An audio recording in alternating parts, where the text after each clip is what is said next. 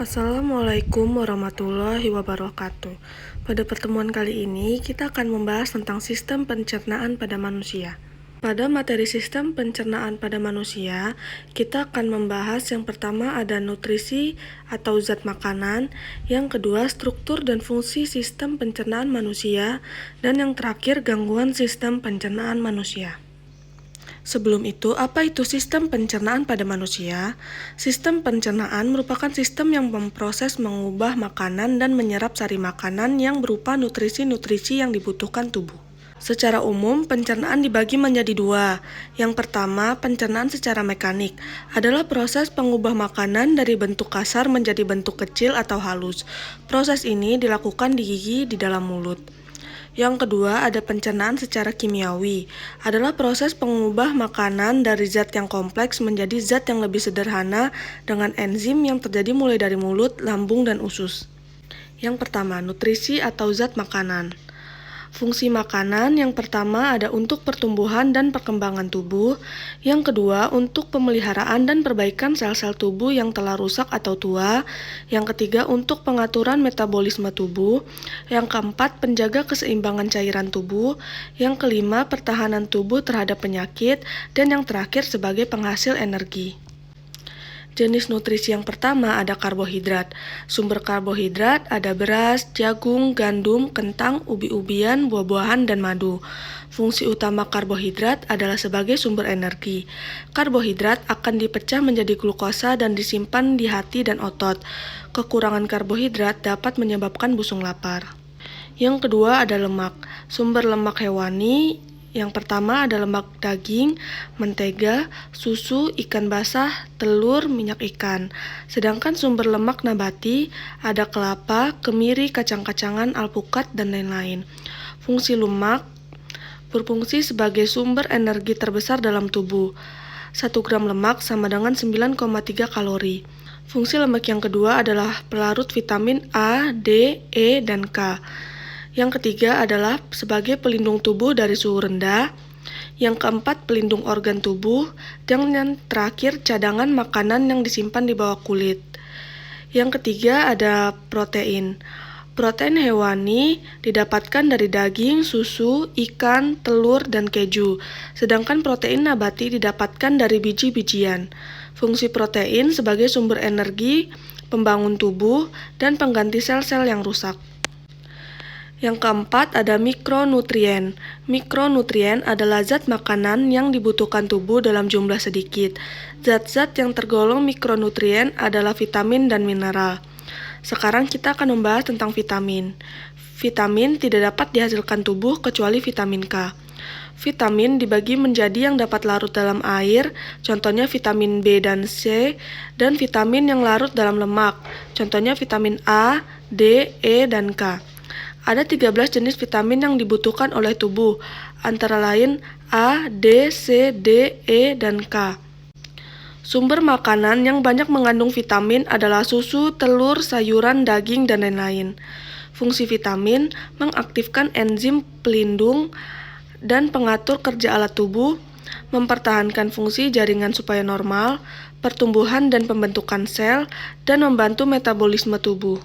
Selanjutnya kita akan membahas tentang mineral. Mineral adalah senyawa anorganik dan umumnya ditemukan dalam bentuk ion. Kebutuhan mineral tubuh terbagi menjadi unsur makro atau makroelemen dan unsur mikro atau mikroelemen.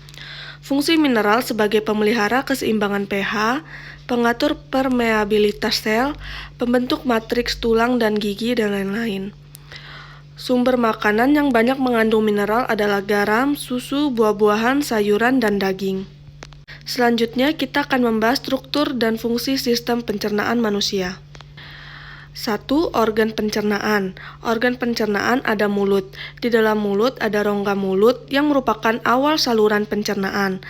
Yang kedua ada lidah atau lingua yang berperan dalam pencernaan makanan secara mekanik. Lidah membantu dalam proses mengunyah, menelan, mengenali rasa, dan mengenali tekstur makanan. Selanjutnya di dalam mulut ada gigi. Gigi taring berfungsi merobek makanan, gigi seri untuk memotong makanan, dan gigi geraham untuk menghaluskan makanan. Selanjutnya ada kelenjar ludah yang menghasilkan ludah atau saliva. Di dalam ludah terdapat enzim pitialin yang berfungsi mengubah makanan yang mengandung karbohidrat menjadi gula sederhana. Selanjutnya, dalam organ pencernaan terdapat kerongkongan atau esofagus. Kerongkongan berfungsi sebagai jalan bagi makanan yang telah dikunyah dari mulut menuju lambung. Di dalam kerongkongan ada faring, yang merupakan pertemuan antara saluran pencernaan dan saluran pernafasan. Agar makanan tidak masuk ke saluran pernafasan, pada faring terdapat epiglotis. Pada saat menelan, epiglotis akan menutup saluran pernapasan, otot kerongkongan berkontraksi sehingga mendorong makanan masuk ke dalam lambung. Selanjutnya ada lambung. Lambung merupakan saluran pencernaan yang melebar seperti kantung, terletak di bagian atas rongga perut sebelah kiri. Lambung mengandung sel-sel kelenjar yang berfungsi menghasilkan getah lambung. Makanan yang masuk ke lambung tersimpan selama 2-5 jam. Makanan dicerna secara kimiawi dan bercampur dengan getah lambung. Enzim yang dihasilkan lambung antara lain ada asam lambung, pepsin, dan renin. Selanjutnya ada usus halus atau intestinum. Setelah dicerna lambung, makanan akan masuk ke dalam usus halus. Usus halus dibagi menjadi 3 bagian. Yang pertama ada usus 12 jari atau duodenum. Terdapat 2 saluran, yang pertama saluran empedu yang berfungsi memecah lemak, dan saluran pankreas yang menghasilkan enzim amilase, lipase, dan tripsin. Yang kedua ada usus kosong atau jejunum. Yang ketiga ada usus penyerapan atau ileum. Pada bagian ini makanan diserap tubuh. Selanjutnya ada usus besar. Di dalam usus besar, sisa makanan akan diuraikan dibantu bakteri Escherichia coli. Fungsi usus besar adalah menyerap air yang masih tersisa pada makanan. Selanjutnya yang terakhir ada anus. Sisa makanan yang dikeluarkan tubuh atau feses didorong secara teratur dan lambat oleh gerakan peristaltik menuju rektum. Bagian bawah rektum akhirnya bermuara di anus yang nantinya akan mengeluarkan feses. Selanjutnya ada kelenjar pencernaan atau organ pencernaan tambahan. Yang pertama ada pankreas yang menghasilkan enzim. Enzim yang dihasilkan adalah enzim amilase, tripsin, dan lipase. Yang kedua ada hati, berfungsi menghasilkan empedu, menyimpan cadangan lemak, glikogen, vitamin A, vitamin B12, vitamin D, dan albumin. Yang terakhir ada kantung empedu, yang berfungsi untuk menyimpan empedu dari hati. Empedu berfungsi mengemulsi lemak. Selanjutnya, yang terakhir kita akan membahas gangguan sistem pencernaan. Gangguan sistem pencernaan yang pertama ada diare, yang disebabkan karena bakteri dan infeksi kuman pada usus besar, sehingga menyebabkan feses menjadi encer. Yang kedua ada apenditis. Gangguan ini terletak pada umbai cacing akibat infeksi oleh bakteri. Yang ketiga ada MAH. Gangguan ini karena asam lambung berlebih, sehingga lambung akan terasa mual dan perih. Yang keempat ada ulkus atau radang dinding lambung. Gangguan ini karena tingginya produksi asam lambung dibandingkan dengan makanan yang masuk. Yang kelima ada sembelit. Gangguan ini dikarenakan penyerapan air di usus besar secara berlebihan, sehingga feses menjadi keras. Yang keenam ada tifus. Penyakit radang usus halus karena bakteri Salmonella typhosa. Yang ketujuh ada disentri, disebabkan oleh infeksi bakteri Mycobacterium dysenteriae atau Amoebatis tolytica. Yang delapan ada obesitas, kondisi tubuh yang memiliki lemak berlebih.